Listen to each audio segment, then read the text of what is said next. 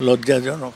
রাজনীতির ভাষায় যদি অশালীন কথা চলে আসে সে তো খুবই খারাপ। বলতে চাই এটা অন্যায়। দলের এবং দলের শৃঙ্খলা রক্ষা কমিটিরই এই ব্যাপারে সিদ্ধান্ত নিতে হবে। অনুব্রত মণ্ডলের অডিও ঘিরে রাজ্য জুড়ে তোলপাড়, কিন্তু এখনো গ্রেফতার তো দুরস্ত, উল্টে তাকে থানায় ডেকে জিজ্ঞাসাবাদও করেনি পুলিশ। পুলিশের ভূমিকা নিয়ে যখন প্রশ্ন উঠছে বীরভূমের বোলপুরে, তখন প্রতিবাদে সামিল টোটো চালক সুকেশ চক্রবর্তী। যখন ডেপুটেশন দেবে না, তোকে কোয়ার্টার থেকে মারতে মারতে নিয়ে আসবে। থানার আইসিকে কদর্য হুমকি, অকথ্য গালিগালাজ, যা বিপ ছাড়া টেলিভিশন চ্যানেলে সম্প্রচার করা যায় না।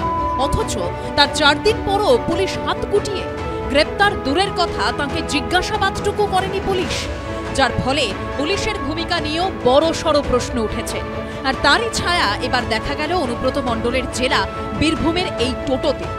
বীরভূমের টোটো চালক সুকেশ চক্রবর্তী এলাকায় তাঁর যানটির একটি জনপ্রিয় নাম আছে, ঠাকুরের টোটো। সেই টোটোর পিছনে ব্যানার লাগিয়ে সরব হয়েছেন তিনি। ঠাকুরের টোটো বিখ্যাত একটা কারণেই যে তিনি সমসাময়িক বিভিন্ন সমস্যা বা কোনো বিতর্কিত বিষয়ে তিনি নিজে প্রতিবাদ জানান। যে অডিও ভাইরাল হয়েছে সেই অডিও নিয়েই তিনি তৈরি করেছেন এই পোস্টার। ছেলে মেয়েকে পড়াচ্ছ তোমরা ভালো চাকরি করবে বলে, ভুল করেও যেন পুলিশ অফিসার বানিও না, না হলে মা বৌদিদের ইজ্জত যাবে চলে। এইভাবে অপমান করেছে, সেটার জন্যই আমি এটাকে প্রতিবাদ করার জন্য একটা ব্যানার বানিয়েছি। যে পুলিশ অফিসার এখন, যে আগে মানুষ পুলিশ অফিসারকে দেখলে পরে মানুষ ভয় খেত, এখন পুলিশ অফিসাররা মানুষকে ভয় খাচ্ছে। কারণ টেবিলে তলায় দেখতে পাচ্ছেন লুকিয়ে যাচ্ছে, না হলে ফাইল চাপা নিয়ে লুকিয়ে যাচ্ছে। প্রতিবাদী এই টোটো চালক নানা ইস্যুতে এভাবেই নিজের প্রতিবাদ ফুটিয়ে তুলেছেন। নিয়োগ দুর্নীতি মামলায় তৎকালীন বিচারপতি অভিজিৎ গঙ্গোপাধ্যায় যখন একের পর এক সাড়া ফেলে দেওয়া নির্দেশ দিচ্ছিলেন, তখন তার ছবি দেওয়া পোস্টারে টোটো সাজিয়েছিলেন শান্তিনিকেতনের টোটো চালক সুকেশ। যেদিন অভিজিৎ গঙ্গোপাধ্যায়কে প্রাথমিকে নিয়োগ দুর্নীতির 2টি মামলা থেকে সরানোর নির্দেশ দিয়েছিল সুপ্রিম কোর্ট, সেদিন অযোগ্যদের স্কুলে নিয়োগের অভিযোগে অভিনব প্রতিবাদ করছিলেন তিনি।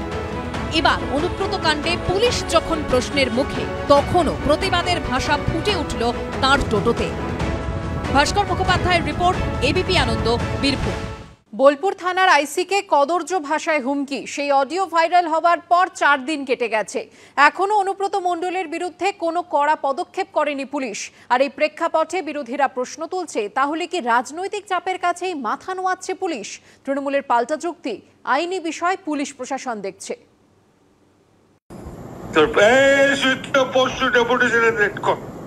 আমি যাবো থানাতে, ওর চুলের মুঠি ধরে আমি পার করে নিয়ে আসবো ওখান থেকে। অনুব্রত মণ্ডলের আইসিকে অশ্রাব্য ভাষায় হুমকির ভাইরাল অডিও ক্লিপ ঘিরে চারদিকে প্রবল সমালোচনা।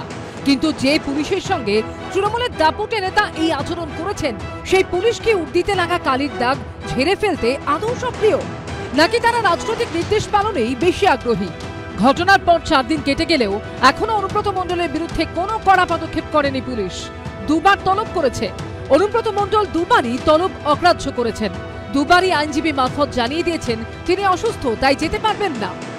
পুলিশ অনুব্রত মণ্ডলকে দেখে ভয় পায়, তৃণমূল কংগ্রেসের নেতাদেরকে দেখে ভয় পায়, সেই জন্য এদেরকে ধরার ক্ষমতা নেই। শুক্রবার অনুব্রত মণ্ডলকে বোলপুরের এসটিপিও অফিসে হাজিরা দিতে বলে নোটিশ দেয় পুলিশ, কিন্তু অসুস্থতার কারণ জানেই শনিবার সকালে এসটিপিও অফিসে হাজিরা না দিলেও ওই দিন বিকেলেই পার্টি অফিসে যান অনুব্রত মণ্ডল। দূরত্বের বিচারে দেখা যাচ্ছে বোলপুরের নিচুপট্টি এলাকায় অনুব্রত মণ্ডলের বাড়ি থেকে বোলপুরের তৃণমূলের পার্টি অফিসের দূরত্ব মেরে কেটে 500 মিটার, যেখানে পার্টি অফিস থেকে আর 1.5 কিলোমিটার গেলেই এসটিপিওর অফিস। আর তৃণমূলের পার্টি অফিস থেকে বোলপুর থানা মাত্র 150 মিটার দূরে। অথচ না এসটিপিও দফতর না থানা, কোথাও এখন অবধি হাজিরা দেননি অনুব্রত মণ্ডল। আর পুলিশও তা দেখে কার্যত চুপ করে বসে গেছে। 2বার অনুব্রত আসেননি, তাই গ্রেফতার তো দূরের কথা, 3য়বার অন্তত প্রকাশ্যে নোটিশ দিয়ে তাকে ডাকার আর প্রয়োজন মনে করেনি পুলিশ। পুলিশ এখন সরকারি দলের ধমকারির একটা সাবজেক্ট হয়ে গেছে। আমার খারাপ লেগেছিল সে বীরভূমের নেতার ব্যাপারে পুলিশকে এরকম ওপেন গালাগালি দেওয়া। বাংলা মানুষ পশ্চিমবঙ্গের পুলিশকে বিশ্বাস করে না, এবং তার একটাই কারণ, মমতা ব্যানার্জি পশ্চিমবঙ্গের পুলিশকে পশ্চিমবঙ্গের পুলিশ হিসেবে চলতে দেয় না। যে কারণেই তার ক্ষোভ থেকে থাকুক, যে অভিযোগই থাকুক, ওই ভাষা তার বলা একেবারেই উচিত হয়নি, প্রশ্নই ওঠে না। তো ফলে দল সঙ্গে সঙ্গে রিয়্যাক্ট করেছে, বলেছে 4 ঘন্টার মধ্যে ক্ষমা চাইতে হবে। তো উনি ক্ষমা চেয়েছেন, বাকিটা দল দেখছে, বাকিটা আইনের যে প্রসেসগুলো সেগুলো আইনের পথে চলছে। পুলিশ কবে ডাকছে সেটা বড় বিষয় নয়, অনুব্রত মণ্ডল কবে যেতে রাজি হবেন সেটাই কি আসল বিষয়? বীরভূমে পুলিশের প্রশাসন নাকি অনুব্রত মণ্ডলের শাসন চলে? প্রশ্ন বিরোধীদের। পার্থপ্রতিম ঘোষ, রাজীব চৌধুরী ও আশাবুল হোসেনের রিপোর্ট, এবিপি আনন্দ।